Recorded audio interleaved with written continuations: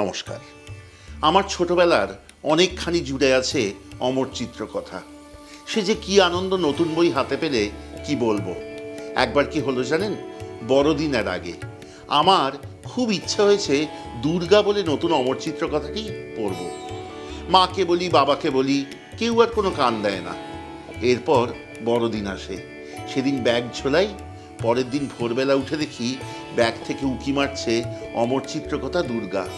Santa Claus আমার কথা শুনেছিল যে মা বাবা কান দেয়নি, তাতে কি হয়েছে। আজকে অমর চিত্রকথার গল্প কেন বলছি, কারণ আমাদের ছোটবেলায় যা কিছু থেকে শিক্ষা পেতাম তার সাথে আজকের কোনো মিলই নেই। ছিল না ইন্টারনেট, না ছিল হাতের ফোন। কাজেই আমাদের শিক্ষা পেতাম আমরা নানান গল্পের বই থেকে এবং কমিক্স থেকে। সে কমিক্সের সাথেও আজকালকার কমিক্সের খুব একটা মিল পাই না। আজকাল অনেক সাইফাই ঢুকে গেছে। সেখানে ছিল ইতিহাস, ছিল ভূগোল, ছিল বিজ্ঞান, আরও কত কি, মনীষীদের গল্প, পুরাণের গল্প, এইসব ছেয়েছিল আমাদের ছোটবেলা। বিহারের গল্প বলতে গিয়ে কেন প্রথম অমর চিত্রকথা মনে পড়ে? কারণ বিহার বললেই মনে পড়ে সম্রাট অশোক আর পাটলিপুত্র। স্কুলে যখন একটু বেশি বয়সে অশোকের গল্প পড়ানো হচ্ছে, বা গল্প বলা উচিত নয়, ইতিহাস পড়ানো হচ্ছে, তার অনেক আগে আমি জানি সম্রাট অশোকের কথা। আর কিছু কিছু ছবি মাথার গভীরে গেঁথে থাকলে তা কিছুতেই মোছা যায় না। সম্রাট অশোকের চেহারা আমার মনের ভেতরে কেমন ছিল? ধুতি পরা, কোমরে সোনার কোমরবন্ধ, আর পেশিবহুল চেহারা সম্রাট অশোক দাঁড়িয়ে আছেন হাতটা নিচু করে, হাতে এত বড় অসি, চারপাশে ছড়িয়ে ছিটিয়ে আছে মৃতদেহ। তখন তিনি চণ্ডাশোক। দেখে ভয় লাগতো। এক একটি গল্প কতবার পড়েছি তার ঠিক নেই, এক একটি ছবি কতবার দেখেছি তার ঠিক নেই। পরে সেই সম্রাট অশোক যখন চণ্ডাশোক থেকে ধর্মাশোক হন, তখন সে গল্প মন ভরিয়ে দেয়। আজকে যখন বিহারে রান্না করব, তখন মন এক লহমায় উড়ে যায় সেই পাটলিপুত্রে, অধুনা পাটনা। সম্রাট অশোক, কত ইতিহাস, কত গল্প তার পরতে পরতে। তারই মধ্যে থেকে খুঁজে আনছি একটি রান্না। হয়তো সেখানকার মানুষের দৈনন্দিন রান্না, হয়তো নয়। একটি উপকরণ কেবল জোগাড় করতে হবে, বাদবাকি সব থাকে হাতের কাছে। রান্নাটি যেমন সুস্বাদু তেমন সুস্বাস্থ্যকর, কারণ এতে কোনো মশলা নেই, হলুদ নেই, ধনে নেই, জিরে নেই। আজকে শিখব বিহারের মির্চি মুর্গ। চলুন শিখি।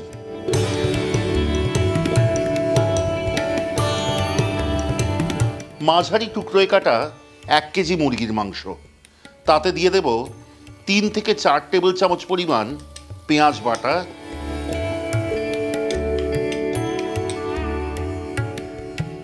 1 টেবিল চামচ পরিমাণ আদা বাটা, 1.5 টেবিল চামচ পরিমাণ রসুন বাটা, 1.5 কাপ পরিমাণ টক দই ও স্বাদ অনুযায়ী নুন। সবকটি উপকরণ খুব ভালো করে একসাথে মেখে নিন।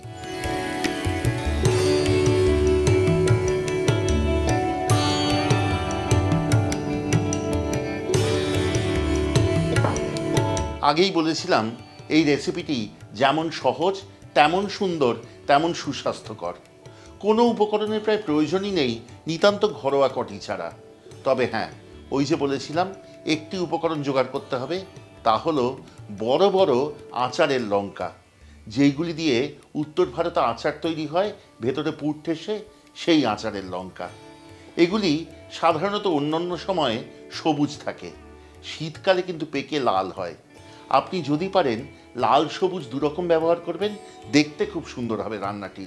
অন্যথায় কেবলমাত্র সবুজ দিয়েই করবেন। এইবার কড়াই আঁচে বসান, ঢেলে দিন সর্ষের তেল।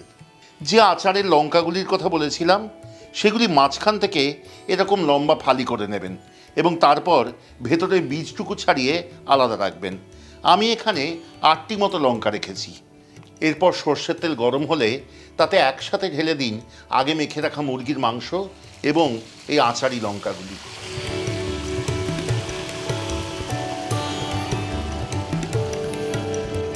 প্রথমে আঁচ একদম চড়া রাখুন। যেই মুহূর্তে রান্নাটি ফুটতে আরম্ভ করবে, তখন আঁচ কমিয়ে একেবারে নিভু আঁচে আনুন এবং রান্নাটি কষাতে থাকুন পরবর্তী 20 মিনিট থেকে আধ ঘন্টা।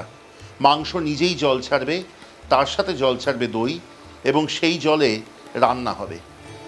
যতক্ষণ রান্নাটি হচ্ছে খানিকটি জল ঢেলে রাখুন যেই পাত্রে মুরগি ভিজিয়েছিলেন সেই পাত্রটিতে।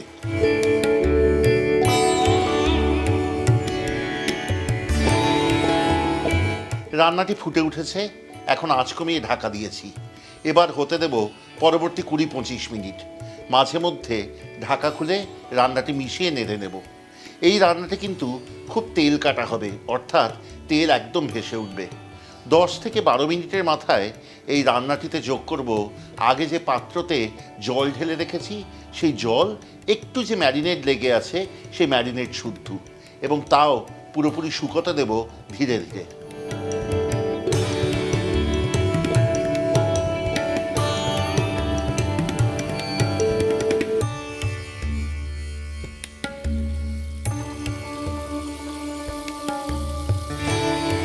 এই রান্নাটি করতে করতে মনে হচ্ছে কি অপূর্ব সুন্দর আমাদের এই ভারতীয় স্টু।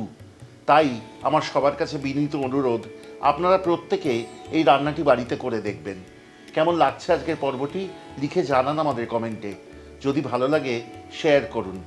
অনেকে আছেন যাদের সন্তান সন্ততি প্রিয়জনেরা বিদেশে থাকেন এবং তারা বারে বারে ফোন করে অথবা চিঠিতে মেইলে জানতে চান রেসিপির কথা। সহজ, সুস্বাদু অথচ সুন্দর রেসিপি। তাদের কাছে এই সব রেসিপিগুলো শেয়ার করতে ভুলবেন না। তাদের জীবনযাত্রা খুব কঠিন, তো খুব সুবিধা হবে দেখবেন। বিদেশে যদি এই লঙ্কা না পান তাহলে লাল, হলুদ আর সবুজ ক্যাপসিকাম লম্বা লম্বা ফালি করে কেটে নিয়ে এই একই রান্না করুন। শুধু একটাই অনুরোধ, যেহেতু ক্যাপসিকাম খুব তাড়াতাড়ি নরম হয়ে যায়, সেই জন্য ক্যাপসিকাম ব্যবহার করলে মুরগি দেওয়ার প্রায় মিনিট 5 পরে ক্যাপসিকামগুলি দেবেন। দেখতেও কিন্তু অতি সুন্দর হবে রান্নাটি। যদি ভালো লাগে আমাদের চ্যানেলের রান্নাগুলি, পর্বগুলি, গল্পগুলি, তাহলে অবশ্যই সাবস্ক্রাইব করে সঙ্গে থাকবেন, খুব আনন্দ পাবো।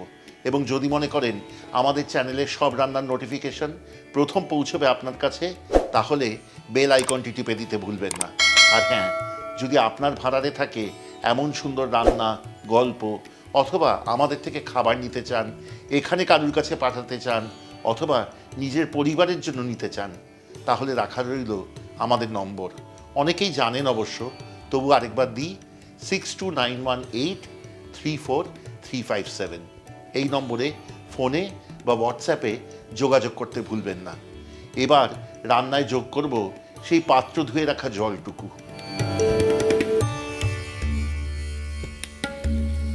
এবার রান্নাটিতে আর ঢাকা দেবেন না, আঁচ বাড়িয়ে নিন এবং ঝোল শুকিয়ে নিন। যখন বেশ তেল কাটা হবে এবং মাংস সুসিদ্ধ হবে, তখন ওপর থেকে ছড়িয়ে দিন একটু চিনি।